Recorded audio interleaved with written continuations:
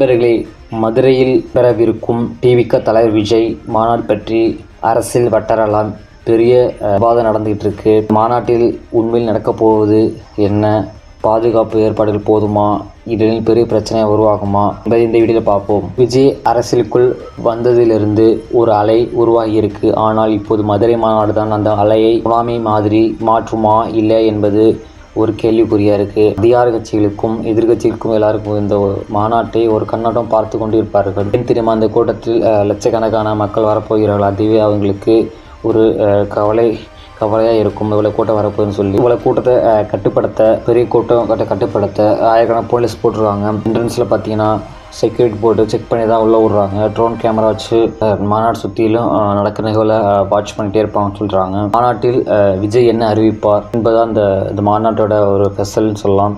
அவர் அடுத்த கட்ட தேர்தலை பற்றி சொல்லுவாரா, இல்லை கூட்டணி பற்றி அறிவிப்பாரா, இல்லை எதுவும் சொல்லாமல் வழக்கம் போல எதை பேசி விட்டுருவாரான்னு சொல்லி எல்லாம் எதிர்பார்த்துருக்காங்க. இந்த மாநாடு செல்லும்போது பார்த்தீங்கன்னா அடையாளத்தை கேட்குறாங்க. பெண்கள் குழந்தைகள் கொஞ்சம் பாதுகாப்பாக இருக்க சொல்லியிருக்காங்க. கூட்ட நெரிசல் எல்லாத்தையும் கொஞ்சம் பார்த்து கவனமாக ஹேண்டில் பண்ண சொல்லியிருக்காங்க. அங்கே இருக்க செக்யூரிட்டி அண்ட் அங்கே டிவிக்கு உறுப்பினர்ஸ் எல்லாத்தையும் கூட்டத்தை ஹேண்டில் பண்ண கொஞ்சம் பார்த்து பண்ணுங்க சொல்லியிருக்காங்க. இந்த மாநாட்டை நடத்த சொல்லியிருக்காரு டிவிக்கு விஜய். மதுரை மாநாடு விஜய்க்கு ஒரு வரலாற்று செய்தி ஆகுமா, அல்லது எதிரிகளுக்கு ஒரு பிடிபடும் சர்ச்சை மேடை ஆகுமா? நேரம் தான் சொல்லணும். பார்வைக்கு என்ன? விஜய் மாநாடு வெற்றியா சர்ச்சையா? கமெண்ட் பண்ணுங்கள். வீடியோ பிடிச்சிருந்தா லைக் பண்ணுங்கள், ஷேர் பண்ணுங்கள், சேனலை சப்ஸ்கிரைப் பண்ணுங்கள்.